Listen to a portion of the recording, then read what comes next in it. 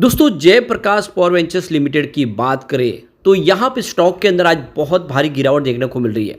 और इस गिरावट के पीछे दो बड़ी वजह, एक तरफ तो बाजार में ज़बरदस्त गिरावट और दूसरी तरफ जेपी एसोसिएट नीलाम हो रही है। यहाँ पे देख सकते हो कि एनसीएलटी ने इसकी कार्रवाई को शुरू कर दी है और यहाँ पे अब देख सकते हो कि जो भी जेपी एसोसिएट के शेयर होल्डर है उनके लिए मुसीबत खड़ी हो चुकी है।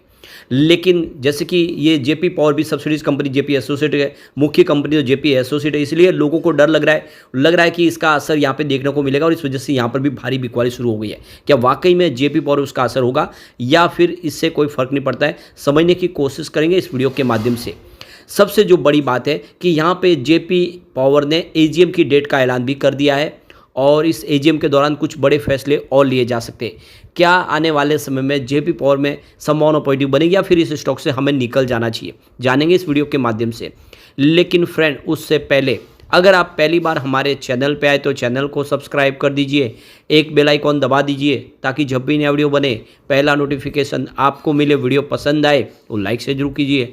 चलो फ्रेंड्स वीडियो स्टार्ट करते हैं। मैं हूँ आपका दोस्त एस बी दवे और हमारे अपने चैनल ऑनलाइन कमाई में आपका बहुत बहुत स्वागत है।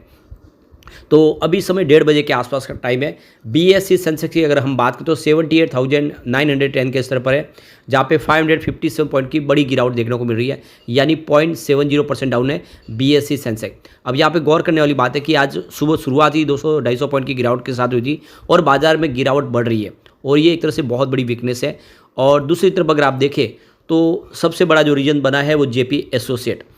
अब जेपी एसोसिएट आप देख सकते हो कि नीलामी प्रक्रिया शुरू हो चुकी है और अब देख सकते हो यहाँ पे ट्रेडिंग की संभावना नहीं दिख रही है। अब क्या फैसला आएगा वो सब देखने वाली बात हो जाएगी, लेकिन इसकी वजह से एक माहौल निगेटिव बन गया है। तो अब देख सकते हो कि जेपी पावर में भी उसका असर देखने को मिला। सुबह स्टॉक ठीक था, इसके अंदर पॉजिटिव माहौल भी था, लेकिन जैसे ये खबर निकल कर आई कि जेपी एसोसिएट अब यहाँ पे नीलाम हो चुकी है, एक तरह से उसके ऊपर प्रक्रिया शुरू हो चुकी है, जेपी एसोसिएट का असर यहाँ पे देखने को मिल रहा है। तो स्टॉक की शुरुआत आप देखो कि काफ़ी पॉजिटिव हुई थी 18.99 पर, क्लोजिंग कल की 18.87 के आसपास थी।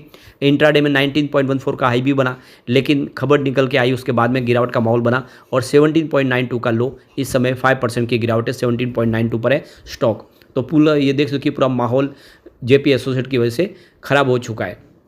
तो यहाँ पे जो बड़ी अपडेट निकल के आ रही है, जय प्रकाश एसोसिएट लिमिटेड ने एक्सचेंज को जानकारी दी है कि उनके ऊपर एनसीएलटी के तहत कार्रवाई शुरू हो चुकी है। अब बैंक जो अपने हैं पैसे वसूल करने के लिए नीलाम करेंगे जेपी एसोसिएट के एसेट को।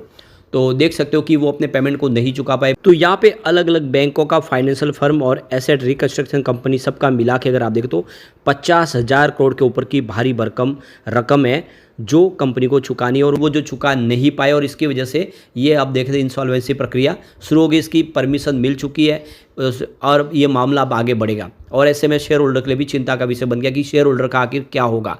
इसने एक माहौल निगेटिव बनाया।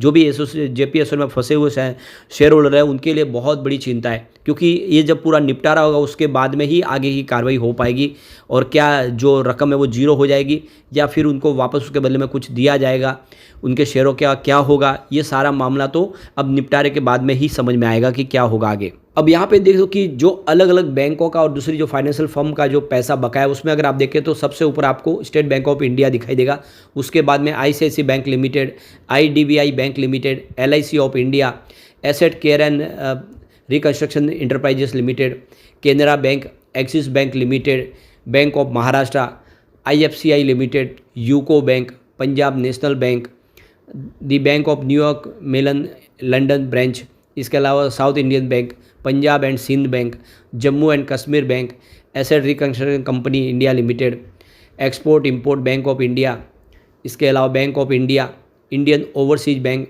Small industry development bank of India, Indian bank, standard chartered bank, bank of Baroda, the Karur Vysya bank, IndusInd bank limited, union bank of India, central bank of India, इसके अलावा शेरी equipment finance limited, yes bank limited, DBS bank. इस तरह से देखें तो बहुत सारी अलग अलग फाइनेंस फर्म और बैंकों का कर्ज है, या यूँ कह सकते हैं इंडिया की सभी बैंकों का कर्ज है कंपनी के ऊपर। तो यहाँ पे अब कंपनी की एसेट को बेचा जाएगा और उसके बाद में जो रिकवरी होगी वो इन सब बैंकों को बांट के दी जाएगी। और उसके बाद में आप देखें तो ये जो पूरा का पूरा आगे मामला बढ़ेगा, उसका निपटारा किस तरह से होगा, शेयर होल्डर को क्या मिलने वाला है, क्या कुछ उनकी रकम को जीरो किया जाएगा, वो सारी की सारी बातें आने वाले समय पता चलेगी। इस समय तो बहुत सारी प्रॉब्लम है। लेकिन अगर हम बात करें जयप्रकाश पावर वेंचर्स लिमिटेड की, तो इसकी सब्सिडीज कंपनी जरूर है, लेकिन उसका बिजनेस, उसका मैनेजमेंट पूरा अलग है। उसका आप देखो, कंपनी लॉस में भी नहीं है, कंपनी प्रॉफिट मेकिंग भी है और कंपनी के ऊपर कोई भारी भरकम कर्ज भी नहीं है। तो जेपी पावर को फिलहाल इससे कोई प्रॉब्लम नहीं है और उन्होंने पहले क्लेरिफिकेशन भी दिया है, अगर जेपी एसोसिएट नीलाम हो भी जाती है तो भी उसकी वजह से जेपी पावर के बिजनेस पे कोई ज़्यादा असर नहीं पड़ेगा, तो इसके लिए इतनी चिंता की बात नहीं। लेकिन आखिर वो मुख्य कंपनी है, कुछ असर तो देखने को मिला और शेयर की प्राइस और नीचे आ सकती है, तो ये थोड़ी रिस्क जरूर है। लेकिन आखिर इसके बिजनेस के हिसाब से ही एक कंपनी आगे बढ़ेगी, क्योंकि वैसे भी पावर सेक्टर की कंपनियों के लिए सरकार का पूरा सहयोग है और ऐसे में जेपी पावर आने वाले समय सर्वाइव कर सकता है।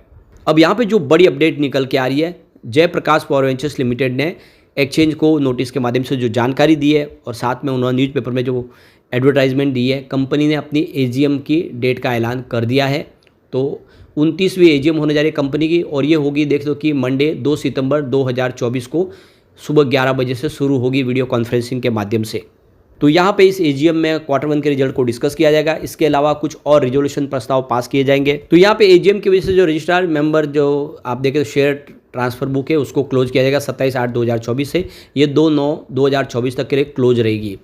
और जो शेयर होल्डर हैं उनको यहाँ पे अपने वोटिंग राइट का इस्तेमाल करके जो प्रस्ताव होंगे उसके फेवर में या उसके खिलाफ वोट देके उसका अपने कर्तव्य का पालन करना जरूरी है। अब आप देख लो कि ये सबसे जो बड़ी बात है कि इस एजीएम के दौरान कुछ और बड़े फैसले लिए जाएंगे, सख्त फैसले लिए जाएंगे, जिससे आने वाले समय जो बिजनेस है वो उसका हाल है बिल्कुल जेपी एसोसिएट जैसा ना हो। वैसे इस कंपनी का हमने देखा रिजल्ट भी काफ़ी बेहतर था, कोई प्रॉब्लम इतनी थी नहीं। जून का रिजल्ट काफ़ी अच्छा रहा। अगर आप देखें तो रिवेन्यू 1.75 थाउजेंड करोड़ के आसपास था, जहाँ पे 2.75% की ईयर ऑन बेसिस पे वृद्धि देखने को मिली। नेट इनकम 348.54 करोड़ के आसपास रही, जहाँ पे 81.86% की ईयर ऑन बेसिस पे शानदार वृद्धि देखने को मिली हमें। और नेट प्रॉफिट मार्जिन 19.86% रहा, जहाँ पे 77.01% की ईयर ऑन बेसिस पे ज़बरदस्त जंप देखने को मिली। तो क्लियरली देख सकते हो कि रिजल्ट बहुत ही अच्छा था Q1 का। और जैसे कि सरकार की तरफ से पावर सेक्टर को पूरा सपोर्ट दिया जा रहा है, ऐसे में आने वाले समय जेपी पावर के लिए मुसीबतें कम दिख रही है। भले ही जेपी एसोसिएट जिसका अलग अलग बहुत सारा बिजनेस है, उन्होंने अपने कर्ज को चुकाने की कोशिश भी की, अपने सीमेंट के बिजनेस को बेचा, उसके बावजूद भी वो इस नीलामी प्रक्रिया से बच नहीं पाए। और अब आप देख सकते हो कि आने वाले समय जो भी इन्वेस्टर है उनके लिए प्रॉब्लम तो है। वैसे मैंने आपको पहले भी बताया था कि जेपी एसोसिएट पर नीलामी प्रक्रिया कि गुजरने की संभावना बन रही है, तो आपको उसमें से निकलना चाहिए, जेपी पावर में अपने निवेश को शिफ्ट कर सकते हैं। और जेपी पावर के लिए अभी फिलहाल मुसीबत नहीं है, आने वाले समय क्या होगा वो तो देखना होगा। लेकिन सबसे जो बड़ी बात है कि ये जो अब शेयर होल्डर है जेपी एसोसिएट का, उनके लिए जो अब कमेटी बनेगी वो क्या फैसला लेगी उसके ऊपर सब दारोमदार है, इसलिए वेट करना होगा उनको। आने वाले समय उनको बेनिफिट मिलेगा या फिर उनको भारी नुकसान हो सकता है, ये आने वाला समय ही बता सकता है। लेकिन फ्रेंड, कोई भी इन्वेस्टमेंट करने से पहले अपने फाइनेंशियल एडवाइजर से बड़े ले ले या अपना खुद का रिसर्च करें, क्योंकि मैंने वीडियो आपके एजुकेशनल पर्पज़ के लिए ही बनाया। वीडियो पसंद आए तो लाइक से जरूर कीजिए और चैनल को सब्सक्राइब कर दीजिए। Thank you friends.